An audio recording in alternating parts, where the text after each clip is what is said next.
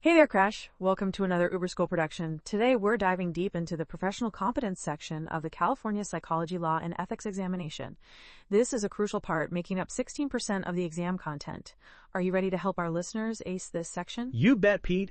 I've got my bow and arrow ready to target these concepts with precision. Let's start with personal and professional awareness.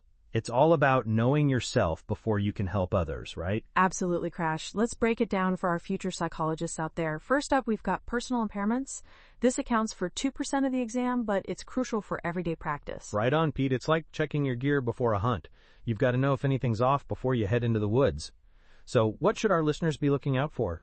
Great analogy, Crash. Psychologists need to be vigilant about identifying personal issues that could affect their service provision. This includes recognizing personal biases, assessing limitations, and engaging in ongoing self-reflection. So it's like making sure your bow is properly strung and your arrows are straight before taking aim at a target.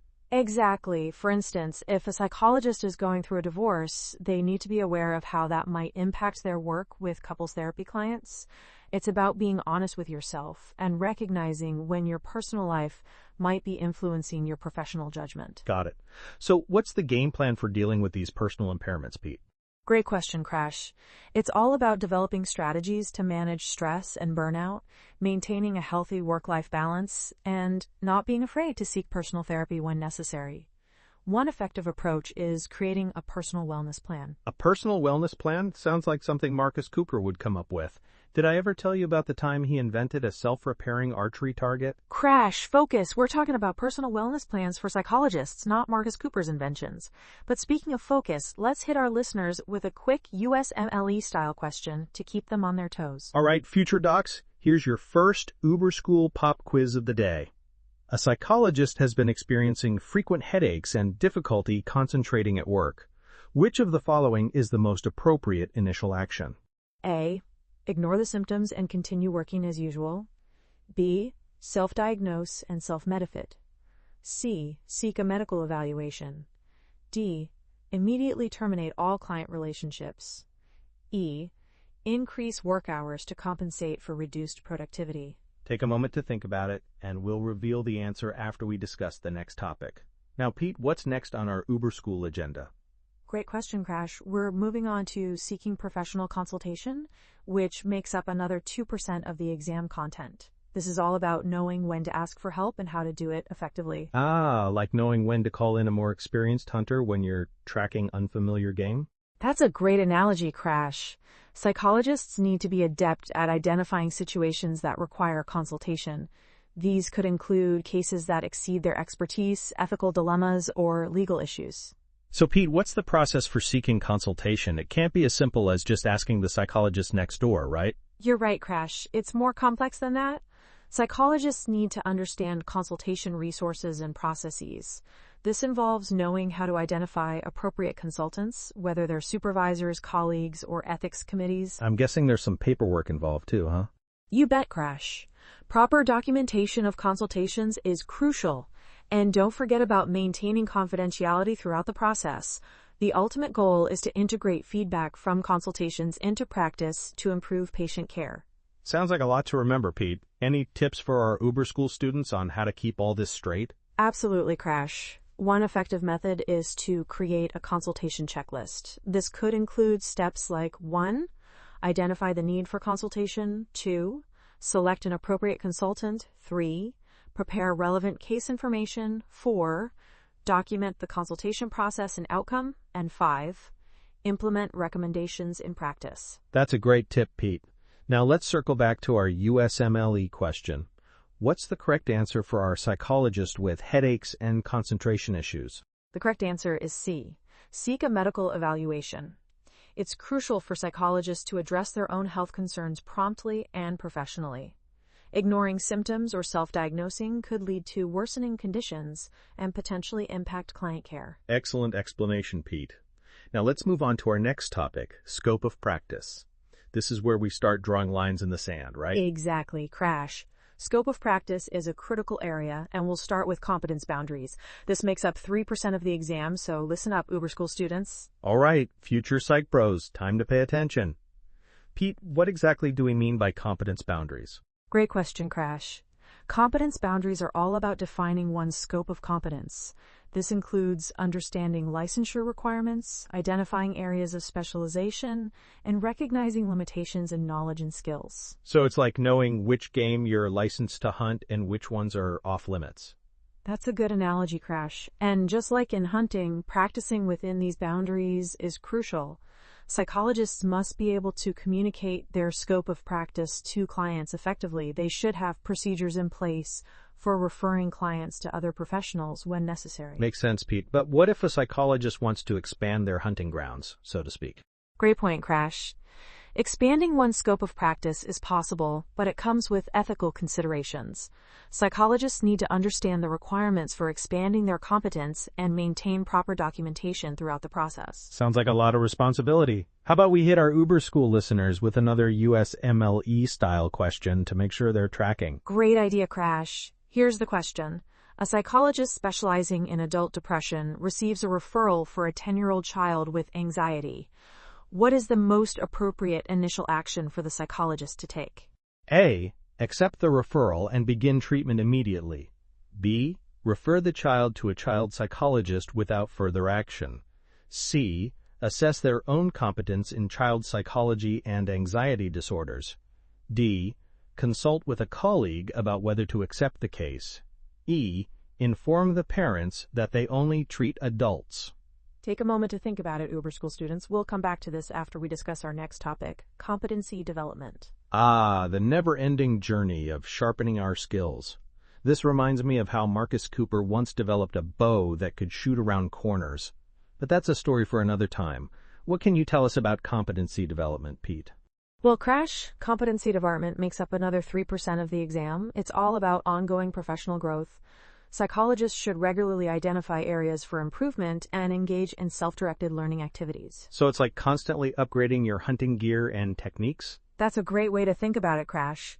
Participation in professional workshops and conferences, as well as seeking mentorship opportunities, are valuable ways to enhance competence. But Pete, how do psychologists know when they're ready to practice in these new areas they've been learning about? Excellent question, Crash.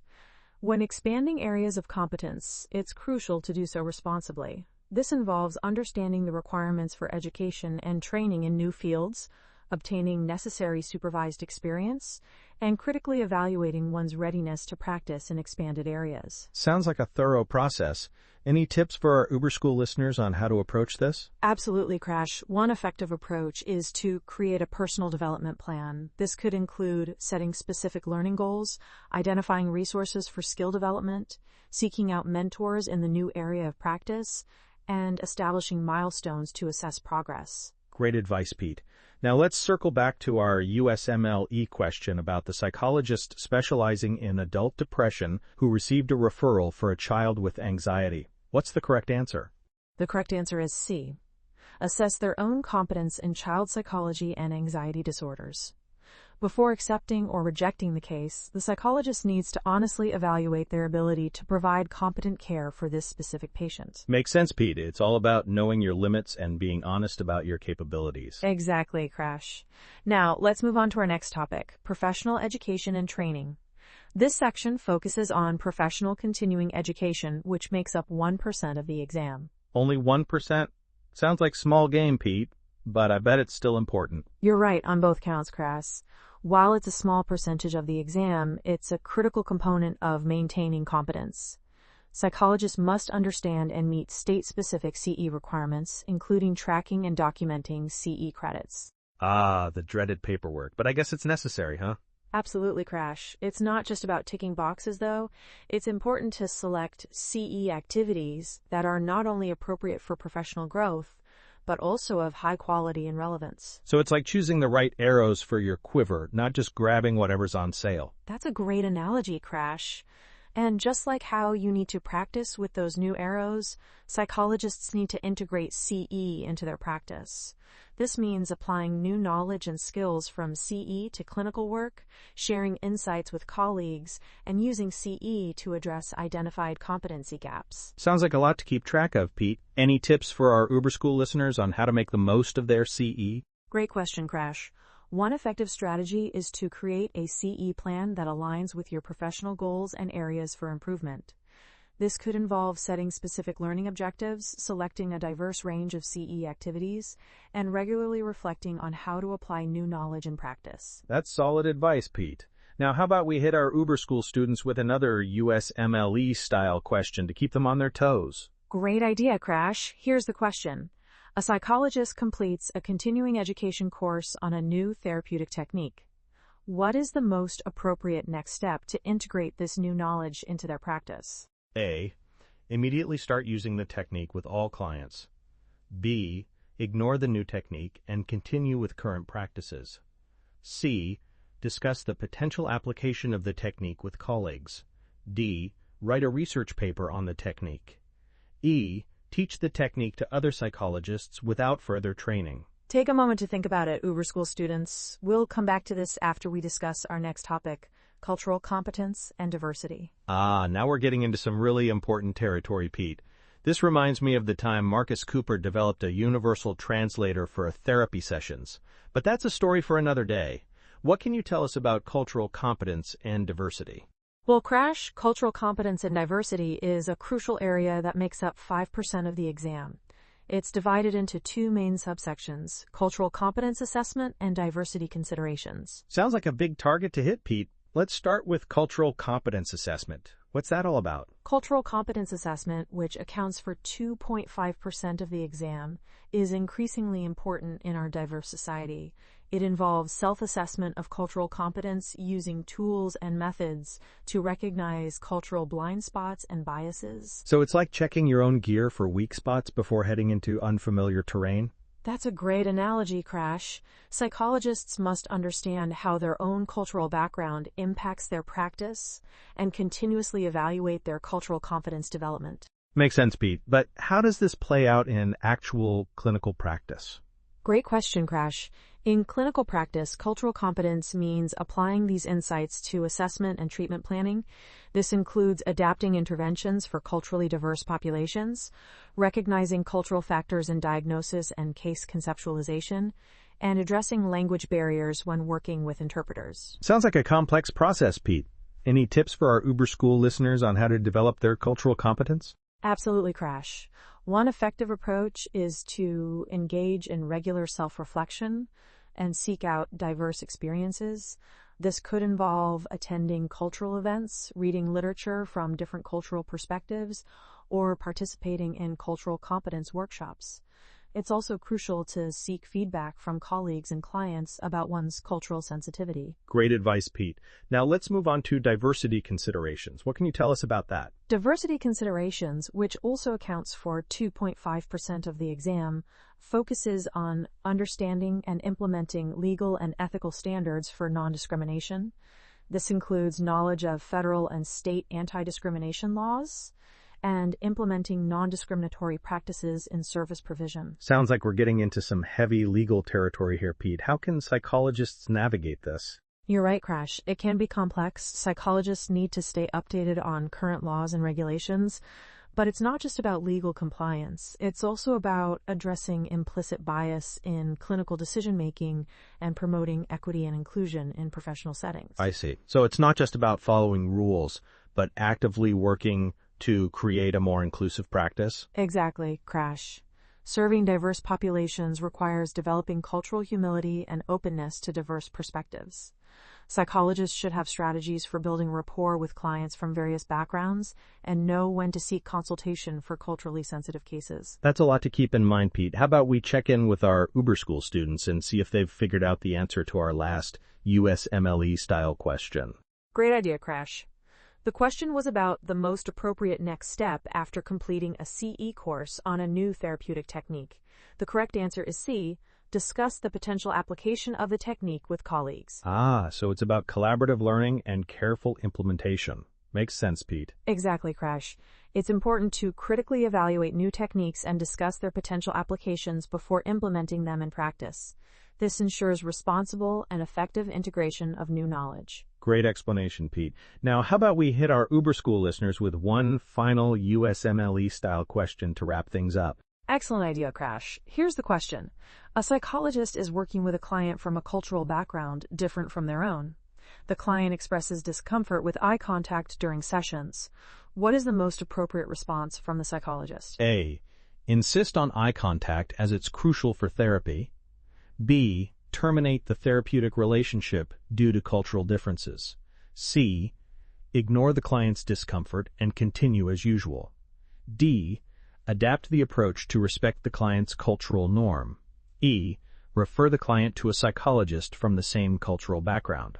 Take a moment to think about it, Uber School students. This question really brings together a lot of what we've discussed today about cultural competence and adapting our practice to serve diverse populations. You're right, Pete. It's like adjusting your hunting technique based on the terrain and the game you're after. So, what's the correct answer? The correct answer is D. Adopt the approach to respect the client's cultural norm. This demonstrates cultural competence by respecting the client's cultural background and adapting the therapeutic approach accordingly. Makes perfect sense, Pete. It's all about being flexible and respectful in our approach. Exactly, Crash. And that brings us to the end of our Uber School deep dive into professional competence. We've covered a lot of ground today, from personal awareness and seeking consultation to scope of practice, continuing education, and cultural competence. We sure have, Pete. Any final words of wisdom for our Uber School listeners before we sign off? Remember, future psychologists, maintaining professional competence is an ongoing process. It requires continuous learning, self-reflection, and adaptation. Stay curious, stay humble, and always strive to provide the best possible care for your clients. Couldn't have said it better myself, Pete. And remember, Uber School students, just like in bow hunting, precision and practice are key. Keep honing your skills, and you'll hit the bullseye on this exam and in your future practice. Thanks, Crash. And thank you, Uber School listeners, for joining us on this journey through professional competence. Until next time, keep learning and stay competent.